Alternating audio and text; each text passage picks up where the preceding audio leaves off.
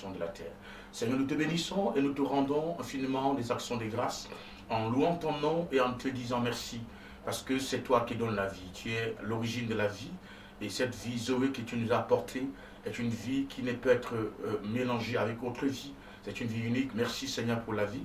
Je vais prier pour tous ceux qui nous écoutent aujourd'hui, nos auditeurs et téléspectateurs, pour que tu étendes ta main pendant que tu seras en train de bénir quelqu'un, que des miracles, des prodiges, des solutions, des miracles, des solutions et des guérisons se produisent.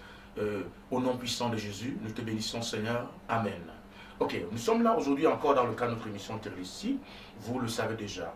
Nous sommes dans le livre de Jean chapitre 19, verset 30. Ça s'est passé un soir qui n'était pas comme les autres soirs, un soir où le Fils de Dieu, après avoir passé 3 ans en train de bénir les êtres humains, en train de bénir les nations, en train de multiplier des pains, en train de guérir des malades, restaurer des vies, que Jésus avait atteint le summum même du ministère dans la gloire de son Père, que le monde s'est soulevé contre lui.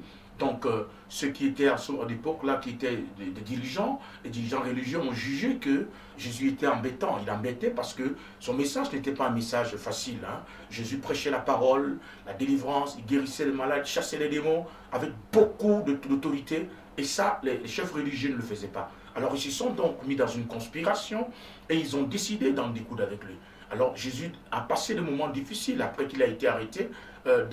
Lorsqu'il était en prière au mont des Oliviers, la Bible déclare qu'il a été saisi par des soldats, il a été traîné devant la cour de ceux qui étaient censés être ceux qui portent la justice et qui prononcent la justice et qui ne s'entendaient même déjà pas, mais qui ont décidé de se mettre ensemble juste pour un seul homme qui pourtant a passé tout son temps à faire du bien. Imaginez-vous, bien-aimé, il a été arrêté, molesté durant toute la nuit et ensuite, le lendemain, Jésus a été déclaré coupable. Coupable de quoi? On ne sait pas vraiment, mais on dit qu'il avait déclaré qu'il va détruire le temple, qu'il va le reconstruire en 3 jours. Mais Jésus ne parlait pas justement du temple de ce monde, il parlait de son propre corps, qui est le temple de Dieu. Alors Jésus dit, les instants passaient, nous étions pratiquement dans les environs de 15 heures, où Jésus a eu soif et il a demandé à boire. Et comme dans la nature des hommes qui sont méchants, remplis de malice, on lui a proposé plutôt du vinaigre, mais le Fils de Dieu ne pouvait pas consommer du vinaigre. Alors Jésus a élevé 2 prières stratégiques qui aujourd'hui fondent même l'histoire de notre monde et de l'Église. Du moins, Jésus a dit, première chose, Père, pardonne-leur, parce qu'ils ne savent pas ce qu'ils font. Parce qu'il fallait effectivement que le pardon du Père soit accordé avant que le Fils ne soit amené vers le Père, au vu de tout ce que le monde a commis comme exaction. Et la deuxième prière qu'il a faite, là, c'était une prière en langue romaine. Il a dit, il a déclaré en disant, Terelesti, qui est une affirmation, une déclaration formelle, une position réelle que Jésus a prise vis-à-vis de la situation de l'homme. Et ce mot Terelesti, en français, veut simplement dire tout est accompli. Ça veut dire que nous sommes dans le tout est accompli. Nous avons le droit aujourd'hui de recevoir le pardon, la réconciliation, la vie, au travers de Jésus-Christ qui est mort sur la croix et qui a été élevé vers le Père après la résurrection.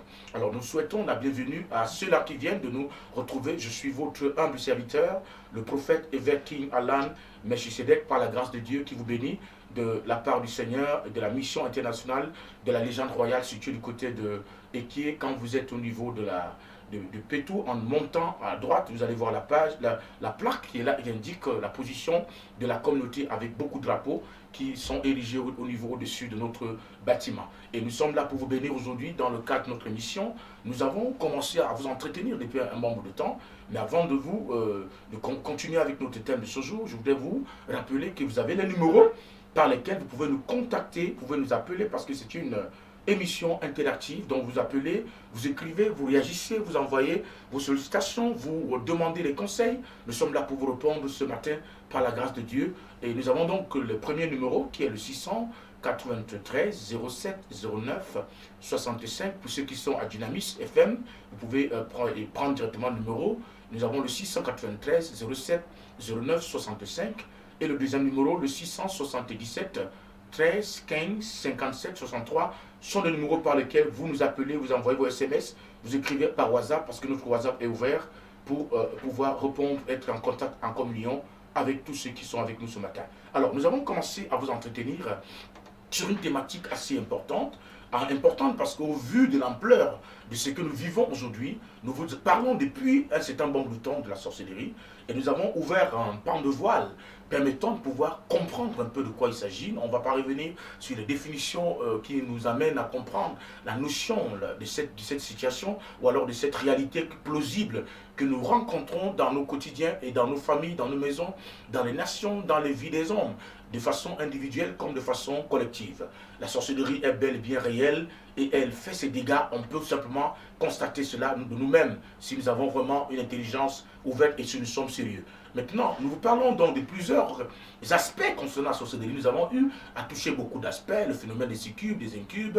Nous avons parlé des totems qu'on rencontre dans le monde de la sorcellerie. Aujourd'hui, nous voulons vous parler d'un autre phénomène que l'on rencontre dans le domaine de la sorcellerie appelé les réclamations spirituelles. Nous parlons donc de la sorcellerie et le phénomène des réclamations spirituelles. Et pour vous amener donc dans la profondeur de ce message, je voudrais d'ailleurs prendre appui dans la parole de Dieu pour lire une référence biblique qui va nous aider à pouvoir voyager dans le temps avec le Saint-Esprit afin de pouvoir cerner de quoi il s'agit. Nous sommes dans le livre de 2 Rois chapitre 4 à partir du verset 1er. Lisons la parole du Seigneur. 2 Rois chapitre 4 à partir du verset 1er. Je vous rappelle que nous avons nos numéros qui sont là. Vous pouvez nous appeler en tout moment. Nous avons le 693 07 09 65. 693 07 09 65. Le second numéro est le 673 15 57 63. Vous nous écrivez, vous appelez, vous envoyez le message par SMS ou alors directement par WhatsApp. Lisons plutôt la parole du Seigneur dans 2 Rois, chapitre 4, à partir du verset 1er. Une femme d'entre les femmes des fils des prophètes cria à Élisée en disant: ton serviteur, mon mari, est mort, et tu sais que ton serviteur craignait l'Éternel. Or, le créancier est venu pour prendre mes 2 enfants et en faire des esclaves. Verset 2. Élisée lui dit: que puis-je faire pour toi? Dis-moi, qu'as-tu à la maison? Elle répondit: ta servante n'a rien du tout à la maison qu'un vase d'huile. Verset 3. Et il dit: va demander au dehors des vases chez les voisins, des vases vides, et n'en demande pas un petit nombre. Quand tu seras rentré, tu fermeras la porte sur toi et sur tes enfants, tu verseras dans tous ces vases et tu mettras de côté ceux qui seront pleins. Alors elle le quitta, elle ferma la porte sur elle et sur ses enfants, et il lui présentait les vases et elle versait. Verset 6. Lorsque les vases furent pleins, elle dit à son fils: présente-moi encore un vase. Mais il lui répondit: il n'y a plus de vase. Et l'huile s'arrêta. Verset 7. Elle alla le rapporter à l'homme de Dieu, et il dit: va vendre l'huile et paye ta dette, et tu vivras, toi et tes fils, et ce qui restera. Alléluia. Alors ce passage de la Bible que nous allons tout à l'heure, par la grâce de Dieu, côtoyer de près, va nous aider à pouvoir comprendre un peu de quoi il s'agit quand on parle de réclamation. Mais comme dans nos habitudes, nous allons d'abord essayer de construire notre message, parce que nous croyons que Dieu, c'est la construction. Il faut construire quelque chose qui permette à ce que les gens soient édifiés, que les gens comprennent de quoi il s'agit, pour savoir aussi se manifester ou alors se découvrir au travers de ce qui se passe dans notre message. Bien-aimés dans le Seigneur, en tout temps et dans la plupart du temps, lorsque nous sommes en train d'avancer, lorsque nous voulons évoluer, lorsque nous voulons atteindre certaines limites qui avaient été peut-être établies, dont nous ne devrions pas justement franchir dans notre vie, qui peuvent être parfois régies par des forces tapies dans l'ombre, tapies par des puissances occultistes qui travaillent avec le noir, avec les ténèbres. C'est alors généralement où il y a beaucoup de phénomènes qu'on peut rencontrer et qu'on peut aligner dans le cadre des hostilités sataniques, maléfiques, commencent à se manifester. Et parmi ces choses donc qu'on a l'habitude de vivre généralement, lorsque nous sommes sur le point d'entrer dans une dimension de notre vie, ou alors nous voulons accéder à des niveaux supérieurs dans notre destinée, il y a beaucoup de phénomènes généralement qui se passent. Et parmi les phénomènes, je peux vous citer au moins 3 ici. Donc l'une des premières choses que nous vivons généralement, c'est que le niveau de l'oppression monte. Okay? Le niveau de l'oppression monte. Vous voyez, plus votre niveau monte, plus vous êtes en train d'aller vers le but, ou alors vers les buts de votre destinée, pour accomplir un certain nombre de choses qui avaient été, peut-être dans le monde de ténébreux, avaient été déclarées être des choses qui ne devraient pas vous revenir. Il y a un niveau de pression qui monte. Et ces pressions parfois sont caractérisées par ce que j'appelle souvent des oppressions. Ces oppressions peuvent être des phénomènes étranges que vous subissez d'une manière spirituelle comme d'une manière physique, de sorte que vous vivez des événements, des situations que vous n'arrivez pas à comprendre, même parfois à interpréter et parfois même découvrir l'origine réelle, parce que vous avez franchi une limite que eux ils ont dit dans le règne des ténèbres que vous n'avez pas le droit de franchir. C'est comme ça qu'on a parfois l'habitude de voir des femmes, par exemple, des gens, lorsqu'ils étaient encore, ils avaient une vie moyenne, ils n'avaient pas trop de problèmes, ils vivaient une vie un peu précaire, les choses allaient normalement, mais depuis le temps où il y a eu quelque chose de particulier, quelque chose d'exceptionnel, quelque chose qui est en train de nouveau, qui est en train de se signaler, le niveau de pression monte. Et parmi les pressions qu'on rencontre et qui proviennent généralement du cœur des ténèbres, mêlées par les activités des sorciers, qui sont des fils et des agents de Satan, opérant dans l'au-delà, dans le noir, il y a les oppressions. Au-delà des oppressions, nous avons ce que vous appelez généralement les combats. Et ces combats en question peuvent être des agressivités que nous subissons de la part de notre ennemi, Satan, le diable, qui en réalité ne voudrait pas nous voir atteindre ce niveau. Parce que si nous arrivons à ce niveau, le monde des ténèbres, ou alors son royaume, ou alors ses agents seront en danger. Alors il y a donc ces attaques qui se multiplient. Et quand ce ne sont pas ces attaques, nous subissons simplement le phénomène des réclamations dont nous allons vous parler en ce jour. Mais comme nous avons l'habitude de le faire, nous allons d'abord commencer de ma part, poser le fondement qui est celui de savoir ce que c'est qu'une réclamation. Qu'est-ce que c'est qu'une réclamation? Nous allons essayer d'utiliser d'abord ce mot, le prendre dans le cadre de son étymologie, pour comprendre un peu de quoi, parce que s'il faut vous expliquer un phénomène qui a un lien avec la spiritualité, il est important d'abord de partir sur la base même qui permet de pouvoir déterminer, qui permet de pouvoir illustrer, qui permet de pouvoir établir les fondements même de la notion que nous sommes en train d'aborder. Alors nous parlons ce matin de sorcellerie et réclamation spirituelle. Alors le point numéro 1, qu'est-ce que c'est que la réclamation? C'est ce que nous voulons d'abord essayer de comprendre ici. Quand vous allez dans un dictionnaire quelconque, que ce soit un dictionnaire Larousse ou n'importe quel autre, vous allez prendre le mot, vous allez voir que le mot réclamation est un mot qui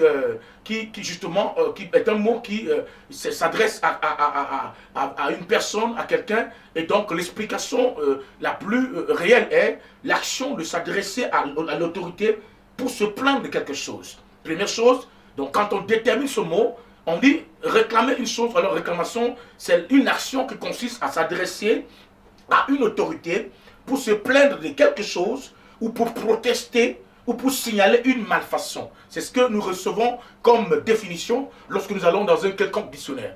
Et la décision nous dit qu'une réclamation est une action qui consiste à s'adresser à une autorité dans le but de pouvoir se plaindre de quelque chose ou alors de protester contre quelque chose, contre quelqu'un, ou signaler une malfaçon. Et ce mot, d'ailleurs, a des synonymes que je peux vous donner qui vont nous aider un peu à comprendre un peu en profondeur le mystère de ce qu'on appelle réclamation. L'un des mots qui accompagne ce mot, qui peut être soit des synonymes, nous avons le mot requête, nous avons le mot revendication, nous avons le mot protestation, nous avons le mot demande.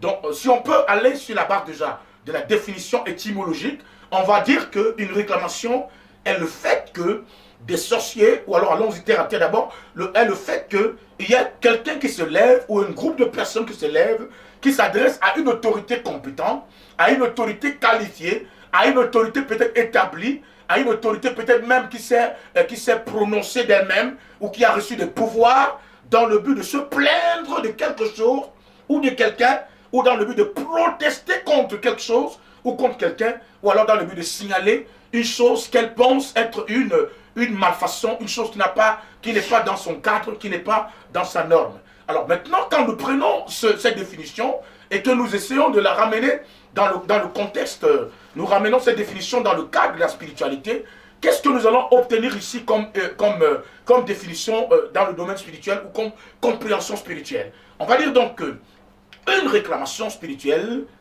est une formule incantatoire permettant aux sorciers ou aux démons, aux agents du monde des ténèbres, de se tenir sur un autel diabolique, tout en se servant de certaines informations qu'ils jugent assez propices. Ok, je reprends. J'ai dit, lorsqu'on parle de réclamation, on est dans le cadre de la spiritualité. Une réclamation, c'est justement une formule incantatoire qui permet justement aux sorciers, aux démons, aux agents du monde des ténèbres, ceux qui travaillent pour le monde de la sorcellerie des ténèbres, de se tenir sur un élément, un support qu'on appelle généralement dans la spiritualité un autel, qui est un lieu sacrificiel, qui est un lieu d'adoration, qui est un lieu sur lequel on se positionne pour pouvoir entrer en contact avec le monde spirituel, avec le monde surnaturel, et se tenant donc sur ce support, ou alors sur ce lieu, ou ce cadre-là, ils vont se mettre donc à pouvoir donc se servir de certaines informations qu'ils jugent assez propices, qu'ils jugent être assez suffisantes. Pour quelle raison? Un, pour accuser une cible choisie, afin de l'empêcher, ou empêcher cette dernière d'entrer en possession de ce qui devrait lui revenir normalement, ou alors de droit. Donc lorsqu'on parle d'une réclamation dans le domaine de la sorcellerie, c'est une formule, c'est un système, c'est une méthodologie, c'est une sorte de manœuvre que les sorciers utilisent parce qu'ils ont beaucoup de choses à leur disposition. Ils ont des stratégies, ils ont des armes, ils ont un armement assez important et assez dangereux. Et parmi donc les choses qu'ils disposent, ils ont une arme qu'on appelle l'arme de réclamation, qui consiste à quoi? Qui consiste à utiliser certaines informations dont ils détiennent concernant une personne qu'ils considèrent comme étant une cible à détruire, une cible à battre, une cible à bloquer, une cible à maudire, une cible à jeter un sort. Et sur la base donc de ces informations, ils vont se tenir sur ce que nous appelons un autel qui est carrément un lieu sacrificiel, un endroit qui a été apprêté, où les sorciers généralement se tiennent pour faire des sacrifices, où ils tiennent leur réunion.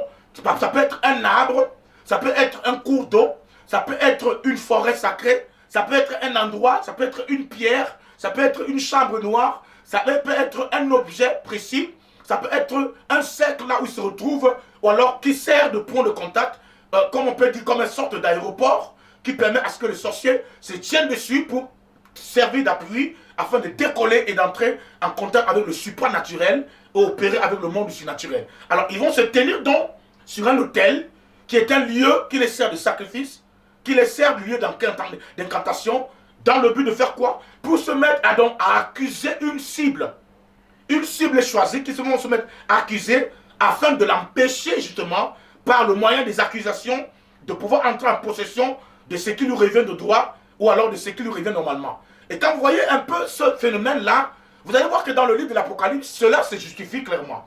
Parce que dans l'une des fonctions, ou parmi les fonctions que le diable a, la Bible appelle le diable l'accusateur des saints. Vous voyez, le diable a plusieurs missions, il a plusieurs ministères, il a beaucoup de buts à accomplir, il a beaucoup de rôles. Et parmi les noms qu'on lui donne, au-delà des noms comme le serpent ancien, le dragon, et tous les autres noms qu'on peut imaginer, ainsi de suite, il s'appelle aussi l'accusateur des saints. Donc, l'une des missions donc, de ceux qui travaillent avec le diable, qui sont les sorciers, c'est de se tenir sur un objet, sur un lieu sacrificiel, sur un lieu qui leur sert de point de repérage, de point de contact, de point d'appui, là où ils sont capables de pouvoir sacrifier des âmes, là où ils sont capables de pouvoir sacrifier des vies, là où ils peuvent livrer quelqu'un en utilisant des supports qui peuvent être des supports tels que des objets, les photos de la personne, amen, les images de la personne, le sang versé, la sueur, ou par exemple les cheveux, ou alors le nom de la personne, ou l'argent de la personne, ou alors encore autres objets qui peuvent avoir,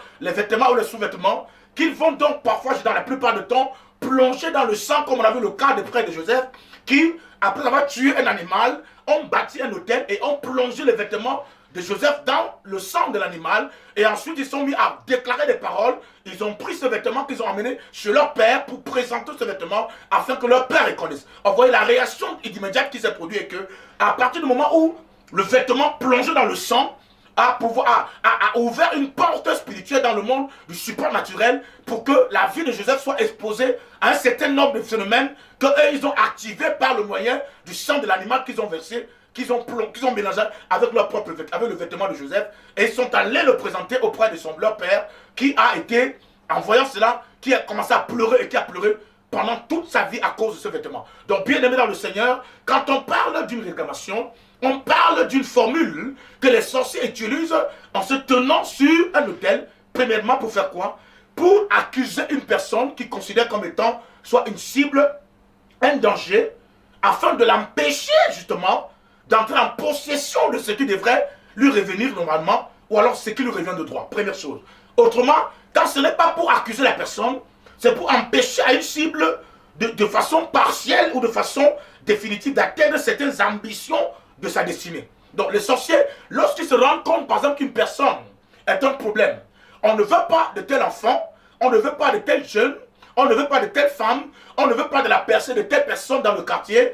Cette personne nous énerve, son sourire nous énerve, le fait que sa femme soit en train de faire la cuisine tous les jours, le fait que lui, il sort avec sa petite voiture qu'il a, le fait qu'il est en train de préparer voyager, ou alors il a une ambition de pouvoir s'installer en Europe, ou alors de se déplacer, ou d'accomplir une quelconque chose qui est différente du système établi dans cet endroit, que les sorciers donc vont prendre des éléments qu'ils ont à leur disposition. Et ces éléments sont des informations qui sont stratégiques. Tel que par exemple, le fait qu'ils savent que toi tu veux voyager dans 4 jours, dans 5 jours, ou alors dans une semaine ou dans un mois. Qu'est-ce qu'ils font? Ils ne vont peut-être pas te tuer, ils vont prendre dans l'information comme étant une preuve notoire, comme étant un élément dont ils avaient besoin, qu'ils amènent donc sur l'autel, tout en sachant que l'autel, l'une des fonctions de l'autel, c'est de pouvoir sacrifier, ou alors c'est de pouvoir recevoir des sacrifices, de recevoir des objets à sacrifier, de recevoir des victimes sacrificatoires. Ils vont donc prendre le mariage en question ou le voyage que tu avais en vue, qui était déjà annoncé, signalé, et ils vont amener ça sur l'autel. Donc ils vont faire une danse incantatoire, ils vont prononcer des incantations, ils vont déposer ton voyage sur la base de l'information qu'ils ont sur l'autel sacrificiel, et sur la base donc, de cette information, un sorcier va se déguiser soit en un cobra ou en un serpent anaconda, et il va simplement avaler ce voyage que toi tu avais en vue. Et c'est pourquoi vous voyez qu'il y a des gens donc comme ça, qui étaient en train de se lever dans la vie, qui prenaient déjà une ascension importante, mais d'une manière brusque et soudaine, la chose qui était entre les mains a disparu entre les mains. Qu'est-ce qui produit? Les sorciers ont procédé à ce que j'appelle la réclamation. Ils ont réclamé ce que toi tu avais, et ils l'ont avalé, de sorte que ça se retrouve dans le ventre d'une sorcière, d'une prêtresse, ou alors d'un sorcier qui parfois peut être un membre même de ta famille, ou alors du voisinage, qui est informé de ce que tu veux faire, de là où tu veux aller, de ce qui va t'arriver, de ton mariage, de ton fiancé, ont simplement avalé ton mariage, et ton mariage est dans les entrailles d'un sorcier qui rit avec toi tous les matins, tous les soirs, alors que c'est lui qui est responsable de l'échec que tu as de vivre. Je ne sais pas si on comprend très bien. Nous vous rappelons que nous avons nos numéros qui s'affichent au bas de l'écran. Il y a le 693 07 09 65. Je reprends 693 07 09 65. Il y a le 673 15 57 63. Ce sont des numéros par lesquels vous appelez, vous écrivez, vous réagissez, vous envoyez vos SMS. Alors, je disais donc tantôt que le phénomène donc des réclamations tient sa base sur le fait que non seulement ça permet aux sorciers de pouvoir empêcher à une personne qui est considérée comme étant une cible d'entrer en possession de quelque chose qui devrait lui revenir de droit, ou de quelque chose qui est de son droit, ou quelque chose qui lui revient de façon normale. Lorsque ce n'est pas le fait d'empêcher à la personne de pouvoir recevoir ce qui lui appartient, ou ce qui devrait lui revenir, ils vont simplement chercher de façon partielle ou définitive à pouvoir empêcher à une personne qui est une cible dangereuse d'atteindre ses ambitions. On a donc des gens comme ça qui passent de temps à échouer de façon répétitive et n'arrivent pas à comprendre le sens et la raison des échecs qu'ils rencontrent dans leur vie. Malgré tous les atouts que ces personnes disposent, malgré tous les moyens qu'ils mettent en jeu, malgré parfois tout ce qu'ils mettent comme disposition, l'énergie qu'ils mettent en position pour avancer, mais les personnes n'arrivent pas à atteindre leur ambition parce que, en réalité, il y a un sorcier qui s'est tenu sur un hôtel, et cet hôtel on appelle l'hôtel des réclamations, et a réclamé tes ambitions et les a détruits par le canal d'un hôtel maléfique qui opère avec lui ensemble. Alors quand il ne s'agit donc pas du fait de pouvoir empêcher à une personne d'entrer en possession de ses droits, ce serait de pouvoir bloquer les ambitions d'une destinée. Et quand il ne s'agit pas de cela, ce serait de pouvoir empêcher à une cible de franchir des limites que les sorciers ou méchants ont déterminées dans sa vie comme étant des limites qu'il n'a pas le droit d'atteindre. Dans le livre de Chroniques, 1 Chronique chapitre 4 verset 10, quand vous allez dans ce passage, vous allez voir un problème tellement compliqué. On nous parle d'un homme qu'il appelle Jaïbet. Jaïbet est un homme qui est né dans une famille, donc il avait peut-être 4 frères, et il était parmi des derniers. La Bible déclare que lorsque sa maman a voulu l'engendrer, sa maman l'a engendré dans des conditions très difficiles, dans la douleur. Et à cause de la douleur que cet homme, que cette maman a subi dans le phénomène, je sais, de la conception à l'accouchement, elle a pris le nom de Jaébet, elle a donné à ses garçons. Or, le nom Jaébet a ouvert une porte légale dans la vie de ces garçons qui a créé une force à 3 niveaux ou à 4 niveaux. 1. À cause de son nom, Jaébet a commencé à souffrir de la limitation dans sa vie. Il a commencé à souffrir de la pauvreté dans sa vie. Il a commencé à souffrir, à être dans la douleur. Et il a commencé à être bloqué à tous les niveaux, de sorte qu'il était dans une insécurité notoire. Ouais. Donc, nous voyons ici donc, que par ce phénomène, par exemple, les sorciers, par le phénomène des réclamations, peuvent imposer à quelqu'un les capacités de franchir certaines lignes. C'est là où vous allez voir par exemple quelqu'un qui est en train de voler dans la vie, mais à chaque fois que tu es sur le pont, par exemple, tu peux avoir 1000, 100, 200 000, 300 000, 500 000. Lorsque tu es sur le pont de pouvoir affronter le million, il y a un certain nombre de problèmes que tu ne peux pas imaginer, un certain nombre de situations qui vont se mettre à s'aligner autour de toi, un certain nombre de combats qui se lèvent dans le but de t'empêcher d'atteindre ce niveau. Pourquoi? Parce que dans le règne spirituel, les sorciers, donc, utilisant la loi des réclamations, sont allés dans le cœur des ténèbres et ont établi une ligne rouge sur ta vie, une ligne rouge sur ta santé, une ligne rouge sur ton mariage, une ligne rouge sur les finances, une ligne rouge sur tes affaires, une ligne rouge sur ta destinée, et même sur une ligne rouge, même parfois sur ton existence sur la terre. Et c'est pourquoi, donc, à chaque fois où tu es en train de t'approcher de cette ligne, il y a des phénomènes étranges qui commencent à se manifester.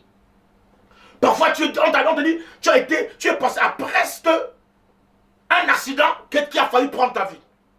Ou à une maladie soudaine et bizarre qui a déclenché dans ta vie ou dans ton corps et qui a pris le petit argent que tu avais commencé à collecter pour atteindre tel objectif. Il y a une maladie soudaine qui va naître de quelque part ou de nulle part et qui viendra avaler cet argent en t'amenant, en t'obligeant à soigner tel ou à te soigner toi-même ou alors à te mettre à résoudre de tel problème. Donc parfois tu ne sais même pas l'origine du problème ou sa naissance. Bien aimé, c'est ce qu'on appelle généralement les réclamations. Les réclamations sont tellement si fortes que c'est l'une des armes parmi les armes les plus dangereuses du monde de la sorcellerie. Les réclamations en fait partie de ces armes.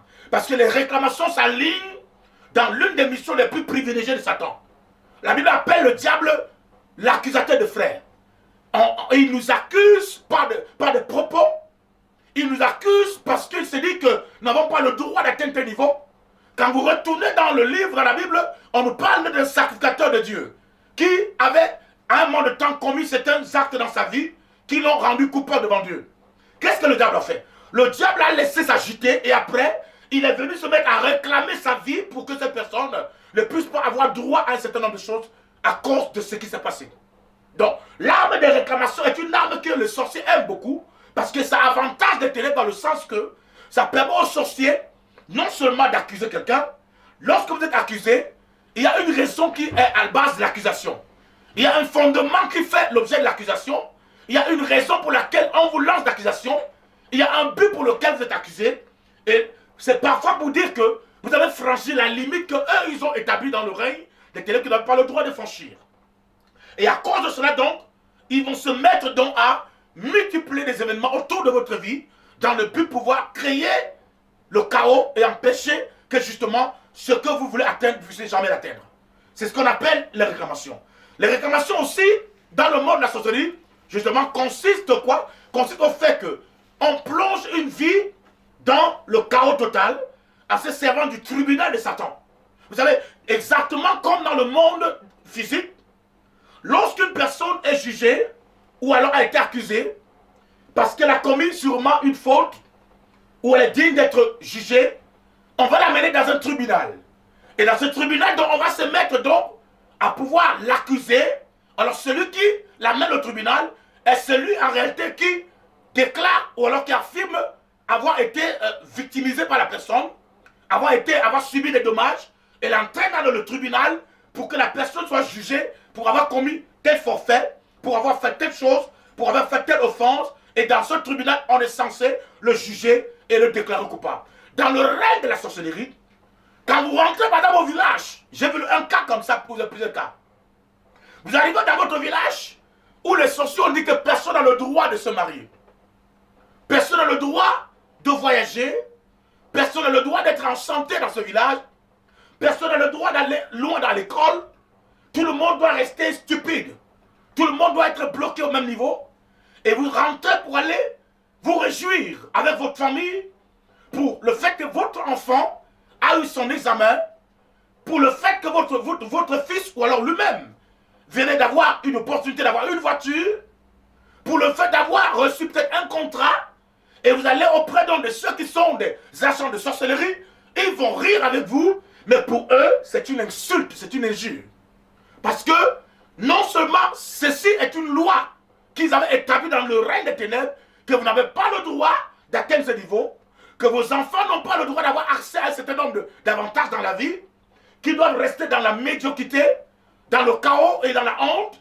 Le fait que vous alliez donc pour les présenter votre enfant qui a réussi à son examen de baccalauréat, ou alors, je ne sais pas, qui est monté au niveau supérieur, ou alors le fait que vous venez dire, que vous réjouir du fait que vous avez eu finalement un fiancé ou une fiancée, que vous allez vous rendre compte à la suite de la présentation, les problèmes qui vont se mettre à s'attacher à votre vie seront simplement compliqués et difficiles à résoudre.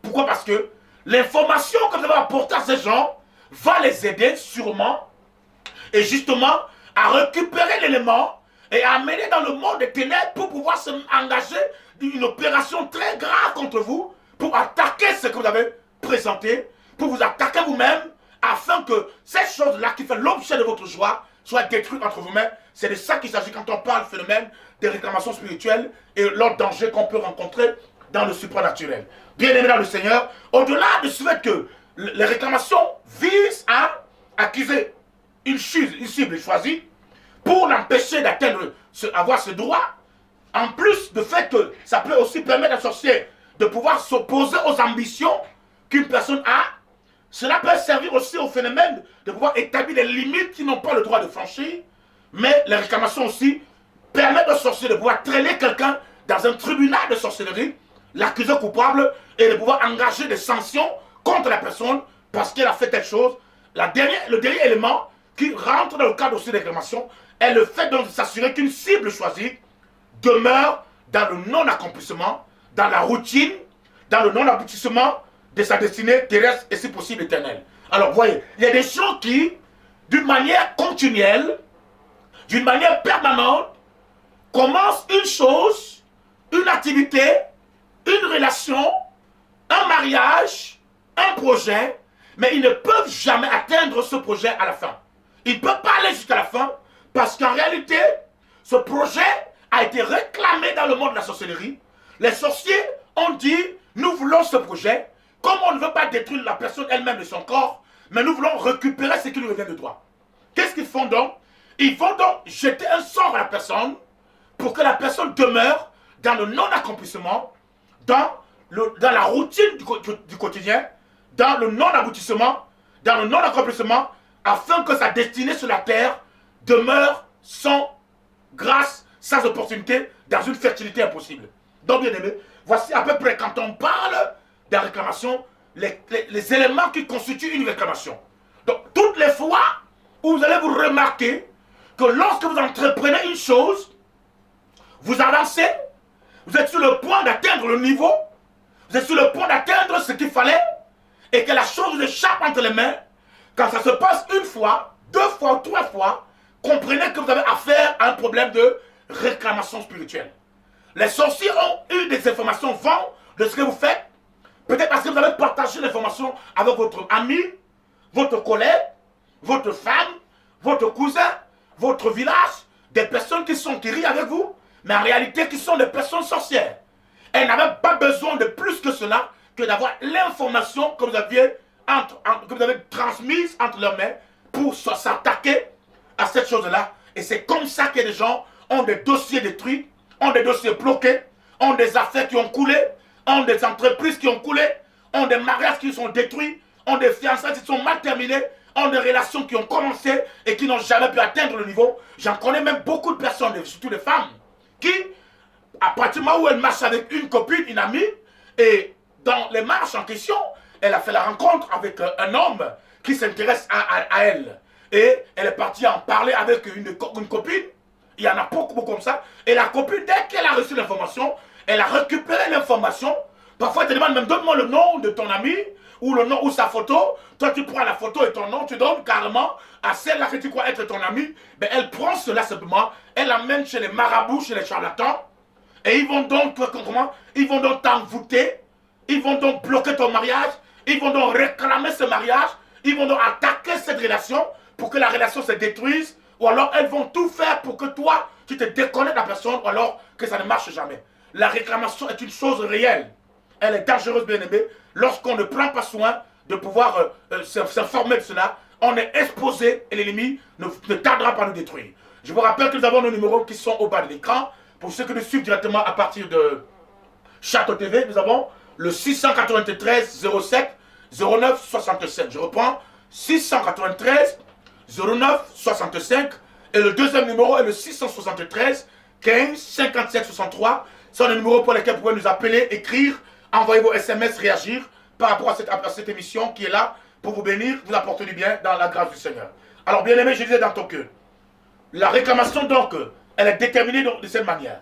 Alors, maintenant, en sachant donc, par rappel que, dans la plupart du temps, le sorcier est considéré comme étant un médium, qui se sert généralement des énergies sataniques avec l'aide des démons, afin de pouvoir atteindre leurs activités, afin de pouvoir agir dans la vie des personnes. Nous pouvons donc dire que, à chaque fois une réclamation est activée, il y aura un médium qui entre en action, il y aura un démon qui va être mandaté, et le but de ce démon est de détruire l'adversaire, est de nuire l'adversaire, est de pouvoir porter atteinte à ses biens, détruire ses biens, chercher à s'accaparer des privilèges qui lui reviennent. Il est donc judicieux, bien aimé, de savoir avec quels moyens est-ce que les sorciers parviennent généralement à pouvoir étendre leurs œuvres de réclamation. Alléluia. Pour que d'autant plus que nous savons que dans la réalité des temps, un sorcier est un médium.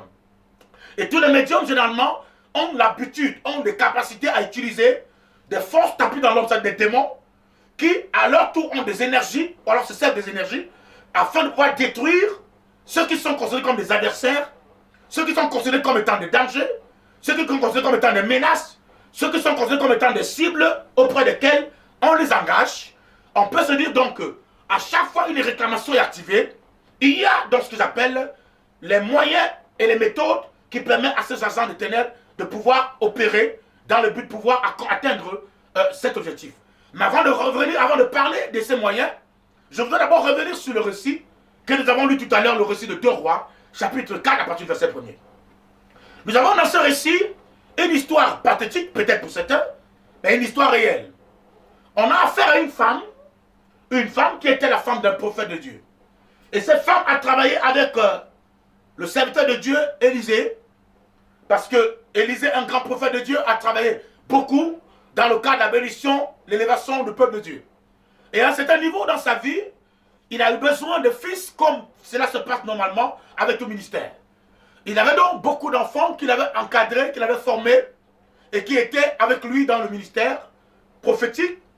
Et vous savez, quand on a beaucoup de fils, ce n'est pas toujours facile de pouvoir gérer tout le monde quand on en a assez, ou alors on n'arrive même plus à les compter. Alors, on nous dit que cet homme, d'après l'analyse qui a été donnée, on nous parle juste de sa mort et ce qui s'est produit après sa mort. Revenons sur les événements qui sont liés directement à sa mort. La Bible dit que la femme de cet homme, dont on ne connaît pas le nom, parce que la Bible ne donne pas le nom de cet homme, il est mort, mais il travaille avec le prophète Élisée. Alors, après la mort donc de cet homme, il y a des créanciers qui sont venus. Ils sont venus en grand nombre. On ne connaît pas le nom parce que la Bible ne nous donne pas l'information sur le nombre exact. Mais on nous parle des créanciers. Or, dans le monde réel, quand on parle d'un créancier, on parle de quelqu'un à qui on doit soit de l'argent, soit quelque chose de précis que on aurait prêté, qu'on aurait demandé, qu'on aurait obtenu pour un temps bien précis et qu'on devrait sûrement remettre, parfois avec des intérêts. Alors, on nous dit que cette femme, après la mort de son mari, nous imaginons le cauchemar dans lequel se trouve. Je me suis dit, à essayer d'établir un portrait, d'établir un scénario, d'écrire tout un scénario autour de cette scène, que le mari ne venait à peine même d'être enterré. Et on n'avait même pas encore fait même 2 ou 3 jours que le mari était déjà dans la tombe.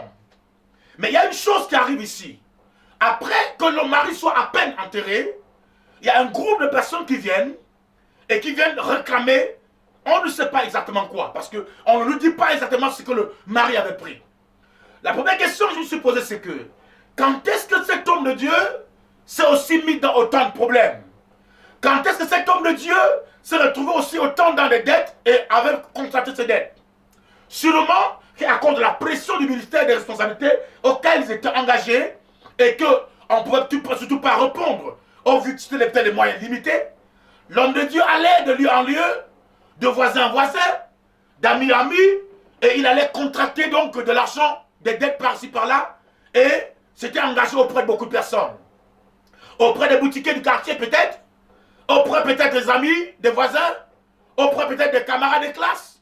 De toutes les façons, il avait été sûrement et puissamment endetté auprès de ces personnes, au point où la Bible déclare que ces femmes, ces messieurs, on ne sait pas. Parce que quand on regarde l'attitude, le contexte dans lequel nous sommes, et la réaction de la femme, on se rend compte que peut-être ces femmes n'étaient même pas tellement au courant de ce qui se passait. De tous les dettes. Vous savez, quand on est père de famille, et qu'on est menacé, sa famille est menacée, on doit défendre les intérêts de sa famille, on doit survivre, on doit avancer absolument, on doit envoyer les enfants à l'école, on doit, et qu'on se retrouve qu'on a des moyens qui sont limités.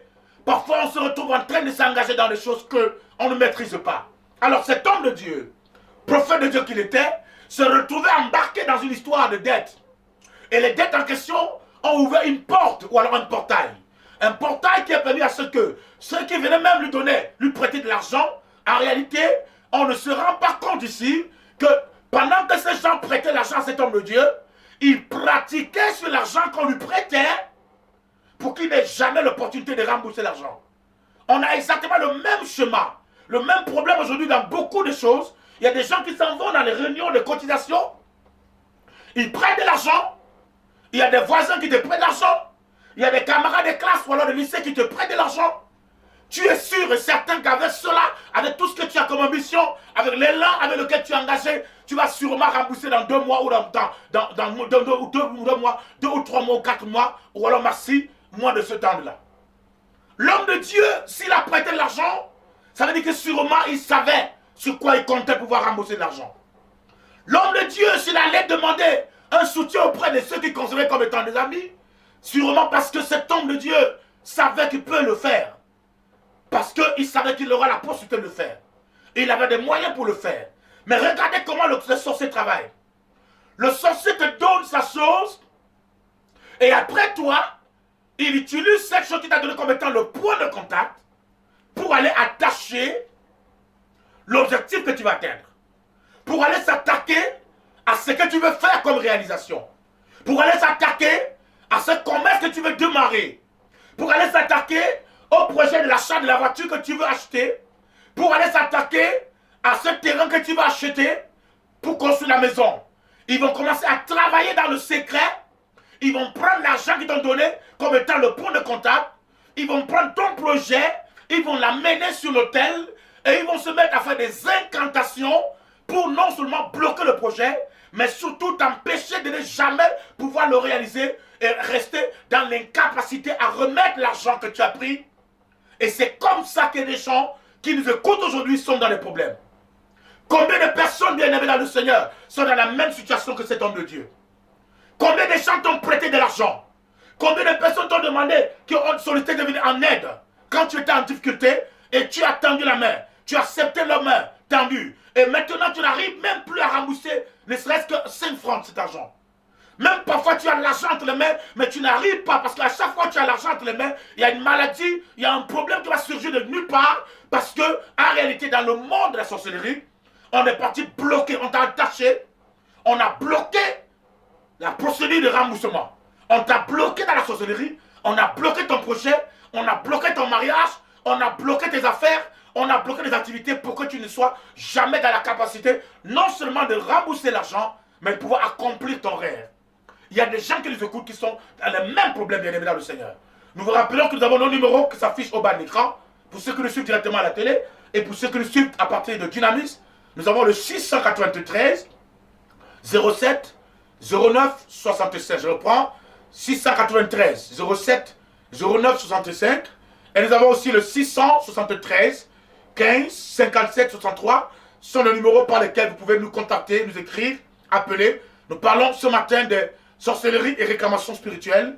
Et nous sommes en train de vous montrer maintenant comment est-ce que le diable travaille dans le domaine des réclamations, comment les réclamations spirituelles se manifestent, s'étendent dans la vie des gens, et comment les sorciers utilisent ce phénomène pour bloquer des villes et détruire. Alors, l'homme de Dieu, donc maintenant, quand il meurt, à peine il est mort, que les mêmes gens qui, à soi-disant, étaient ses amis, des partenaires, des collaborateurs, des gens qui étaient des associés dans la cotisation, ben, ils n'ont même pas attendu que la femme s'unisse de pleurer.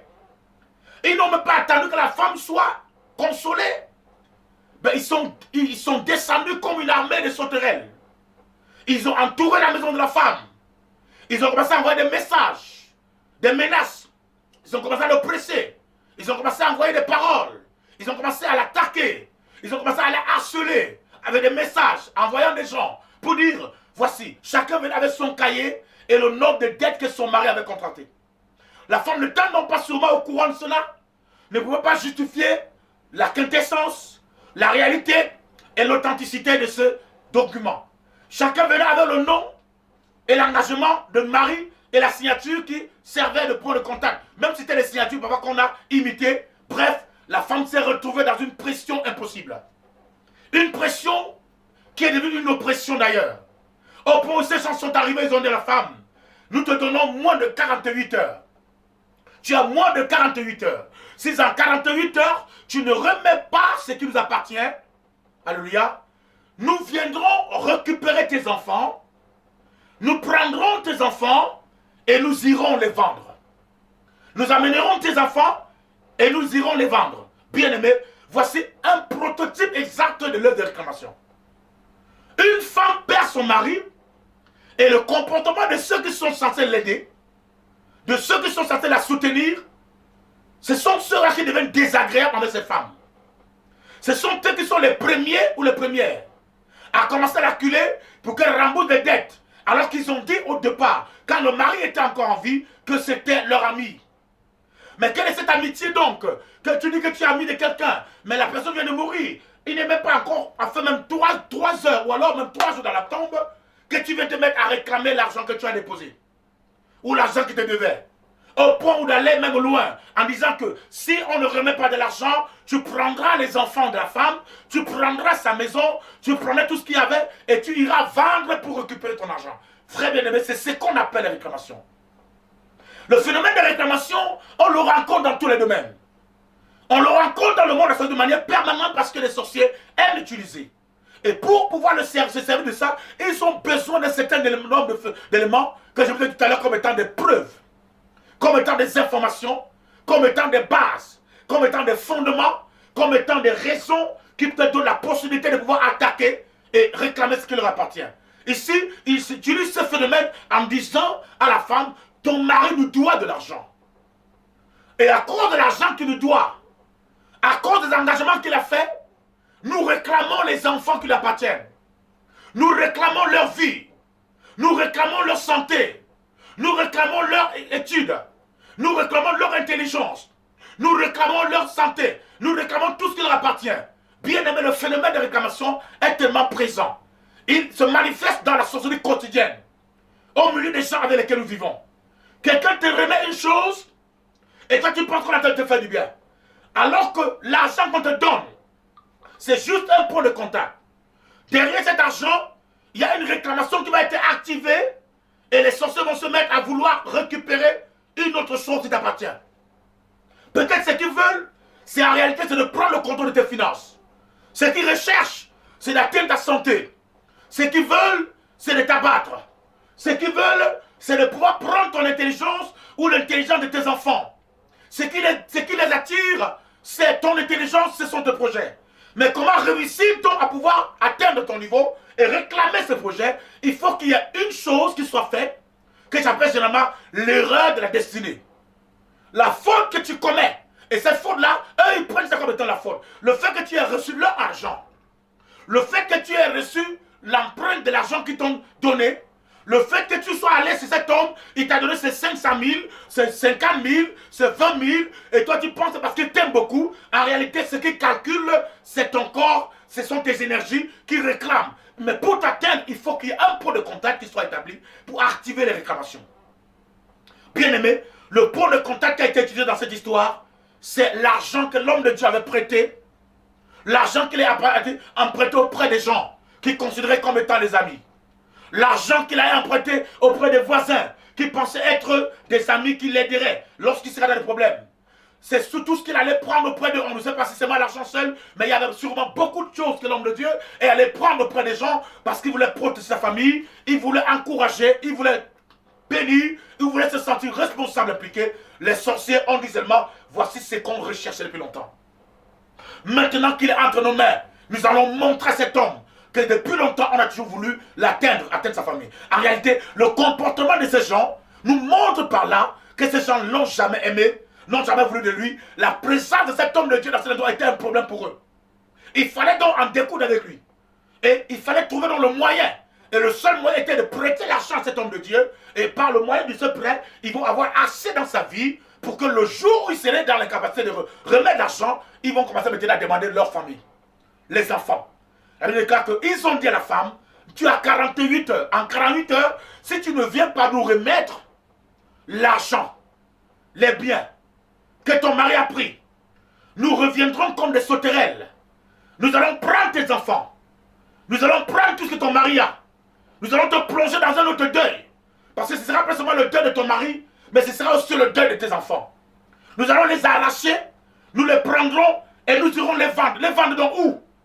Est-ce que vous connaissiez à ce moment un endroit qui était un commerce où on vendait des gens?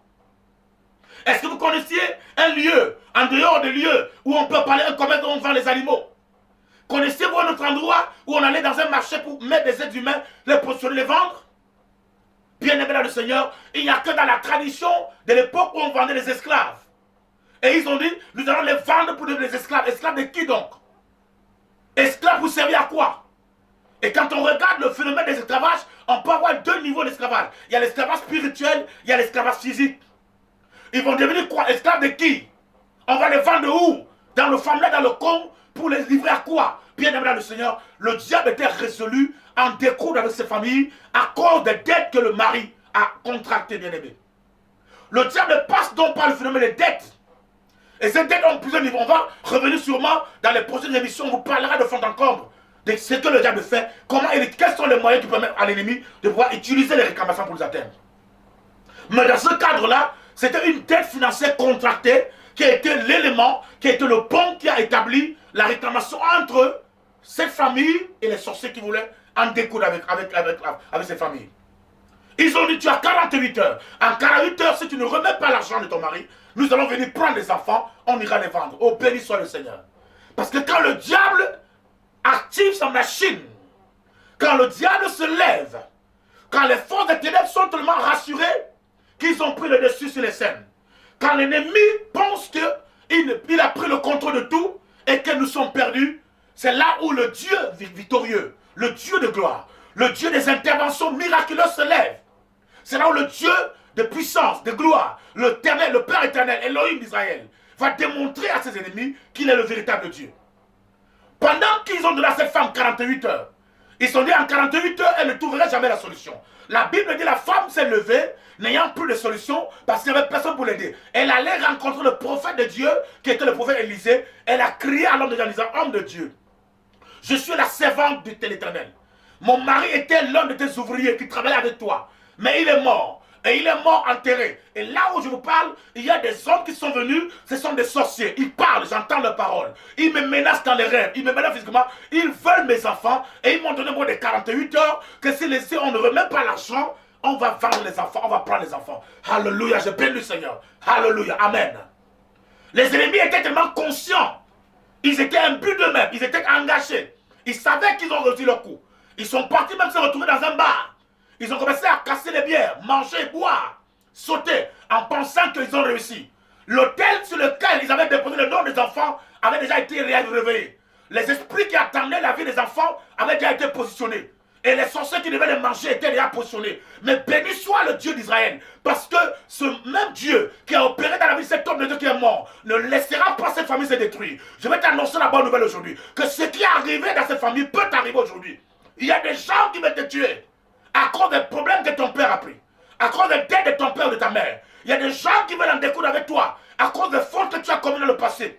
Il y a des gens qui veulent en découdre avec toi parce qu'ils savent qu'aujourd'hui, il y a des portes qui ont été ouvertes, il y a des brèches que ta famille a ouvertes, ils veulent passer par ces brèches pour détruire. Les brèches avaient été ouvertes et les brèches étaient claires. C'était quoi? Le père est allé s'endetter et par le canal des dettes, ils veulent détruire les enfants. Mais lorsque l'homme de Dieu a écouté la voix, il a dit à la femme, ne crains pas, alléluia, n'aie pas peur. Rentre à la maison, qu'est-ce que tu as? Elle dit, je n'ai rien, mais je n'ai qu'une petite quantité d'huile dans ma maison. Elle a dit, prends cette huile, demande les bidons chez les voisins, mets les bidons, ramasse les comment à remplir. Elle dit qu'elle est entrée dans la maison, elle s'est enfermée avec ses enfants, elle a commencé à verser l'huile, alléluia. Mais quand la main de Dieu se met dans la vie de quelqu'un, la Bible déclare que l'Éternel a mis sa main par la bouche du prophète qui a parlé, par l'onction qui sortait du prophète. La Bible déclare que le prophète a dit, va entrer dans la maison, fais ceci. Quand tu vas obéir, le miracle va t'obéir. La Bible déclare pendant qu'elle versait, l'huile s'est mise à couler. Et l'huile coulait. Ça a rempli un bidon, ça a rempli 2 bidons, ça a rempli 3 bidons, ça a rempli 4 bidons, ça a rempli 5 bidons, ça a rempli 10 bidons. La femme était remplie d'huile maintenant. Et les ennemis qui attendaient le lendemain pour venir prendre les enfants ne savaient pas que Dieu, entre-temps, avait créé une solution. Je vais t'annoncer la bonne nouvelle cet après-midi. Que quand tu as un attendement, tes ennemis attendent ta mort. Ils ont préparé tes obsèques. Ils ont planifié déjà la mort qu'ils vont aller t'enterrer, ils vont aller te mettre. Ils ont planifié la voiture qui va te transporter. Ils pensent qu'ils vont t'amener à la tombe. Mais je vais t'annoncer la bonne nouvelle cet après-midi. Jésus de Nazareth, il n'est pas encore. Il est fort, il est vivant. Il est toujours capable. Ce qu'il a fait dans la vie de cette femme, il peut faire dans ta vie. Pendant que la femme se levait le matin, les ennemis étaient devant la porte de la femme. Et ils étaient convaincus qu'ils vont en finir avec elle. Mais le miracle se produit dans la nuit. Je t'annonce la bonne nouvelle aujourd'hui. Qu'un miracle va te localiser. Comme tu entends ma voix, tu n'es pas sur le point de mourir. Tes ennemis ne vont pas enterrer tes enfants. Ils ne vont pas en découdre avec toi. Ils ne vont pas finir avec ta vie. Parce que Jésus t'aime. Jésus t'aime, il veut te sauver. Il veut te sauver de la sorcellerie de ta famille, de la sorcellerie ambulante, de la sorcellerie du quartier, de ceux qui vont filer avec toi. Jésus est encore vivant, il est puissant, il est Seigneur. Tu ne mourras pas. Toute maladie qu'ils ont lancée sur toi, je t'annonce aujourd'hui, Jésus peut te guérir de cette maladie. Même si on t'a lancé un sort, parce qu'on réclame des choses, parce que tu as franchi, parce que tu es devenu intelligent, parce que tes enfants sont restés à l'école, tu ne mourras pas. Le Seigneur va te sauver aujourd'hui. Donne ta vie à Jésus de Nazareth. Si tu n'as pas encore donné ta vie à Jésus, c'est l'heure de donner ta vie à Jésus. Appelle-moi, chef d'éternel. Dieu va te sauver. Le lendemain matin, quand les ennemis sont arrivés, ma Bible déclare que la femme qui était servante de Dieu avait déjà la solution. Elle a vendu l'huile et elle avait suffisamment d'argent, non seulement pour aller rembourser, oh my God, pour aller vendre l'huile, elle avait assez d'argent, non seulement pour rembourser aux ennemis, mais aussi pour vivre pendant longtemps. Bien aimé dans le Seigneur, je t'annonce la bonne nouvelle. Tes ennemis attendent ta mort parce qu'ils t'ont atteint. Ils t'ont atteint avec la maladie. Ils t'ont lancé une maladie inguérissable. Ils t'ont laissé une plaie dans le corps qui ne finit pas. Ils t'ont mis dans des problèmes. Ils t'ont encerclé. Ils t'ont de l'argent envoûté. Et par cet argent, ils te contrôlent aujourd'hui. Ils ont bloqué tes finances. Ils ont bloqué ta santé. Ils te malmènent dans les rêves. Ils te malmènent partout. Je t'annonce la bonne nouvelle. Tu ne mourras pas. Jésus a la solution. C'est lui qui a été mandaté pour détruire les œuvres des ténèbres. Je déclare à ce moment, en tant que prophète de la nation, comme tu entends ma voix, reçois le miracle. Comme tu entends ma voix, reçois la solution. Comme tu entends ma voix, dans 48 heures, la même chose qui est arrivée dans la vie de ces femmes, ça va t'arriver. Que le miracle te localise, que la solution te localise, que la délivrance te localise, que la guérison te localise. Reçois ton miracle, reçois la percée, que ton mariage soit arrangé. Tes enfants qu'on veut vendre, on ne va pas te vendre. Je détruis la sorcellerie, je détruis les blocages, je détruis les blocages. Je te libère des réclamations familiales, des réclamations ancestrales, des réclamations générationnelles. Sois libéré à ce moment des réclamations. Que la main de Dieu te localise, que la grâce te localise, que l'onction te localise. Tu ne mourras pas, tu ne tomberas pas. Ils ont fait tomber tes parents, ils ne te feront pas tomber. La main de Dieu sur toi. Reçois la faveur de Dieu, reçois la grâce de Dieu, reçois l'onction de Dieu. De la même manière que cette femme a reçu la solution de Dieu, de la même manière que cette femme a reçu l'aide de Dieu, reçois l'aide du Seigneur. Maintenant, je dis maintenant, je dis maintenant, je dis maintenant que la l'onction te localise dans ta maison. Même si tu es couché malade à l'hôpital, je libère l'onction de la guérison. Je détruis la maladie dans ton corps. Je détruis le cancer. Je détruis le cancer des seins, cancer de peau, cancer de poumon, cancer de pied. Que cette maladie te libère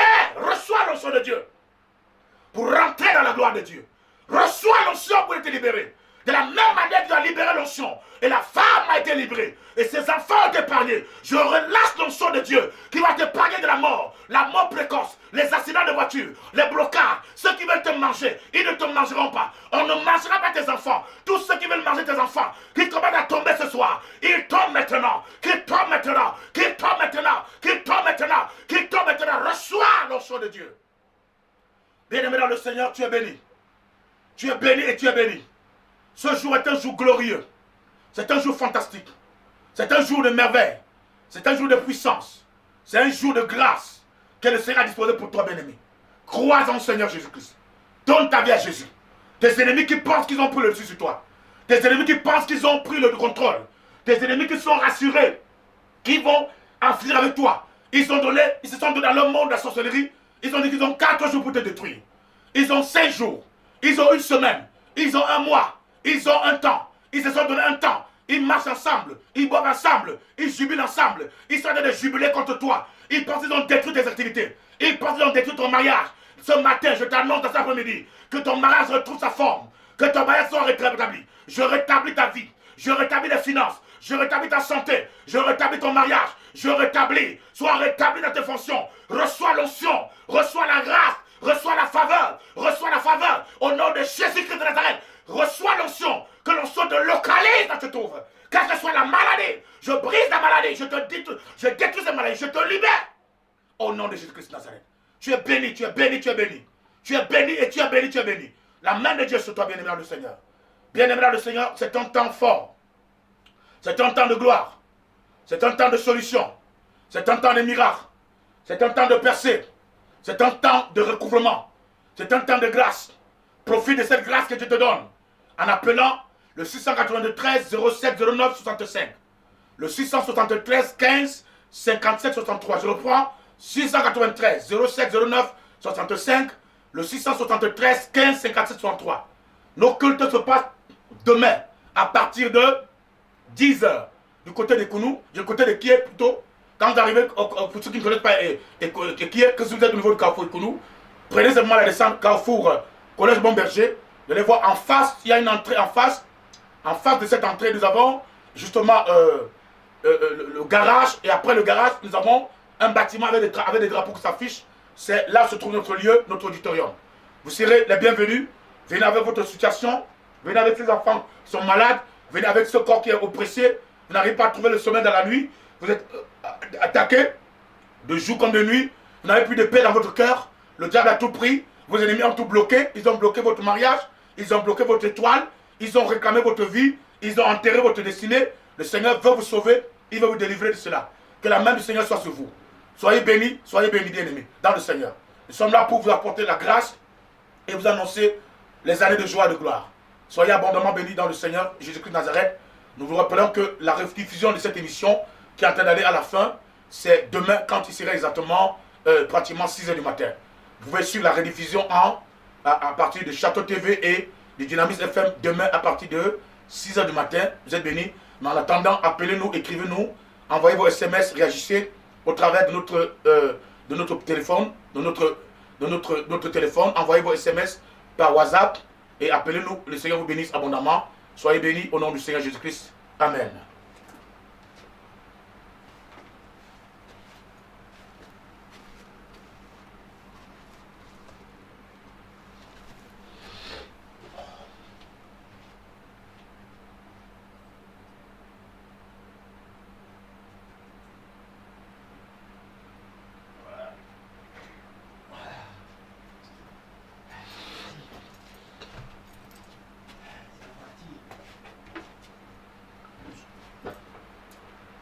Soyez bénis. Nous sommes arrivés à la fin de cette émission.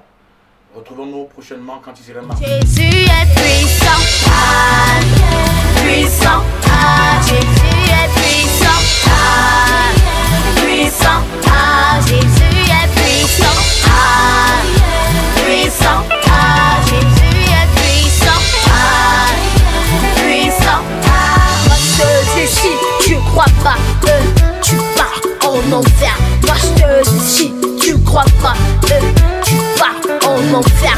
Moi je te dis si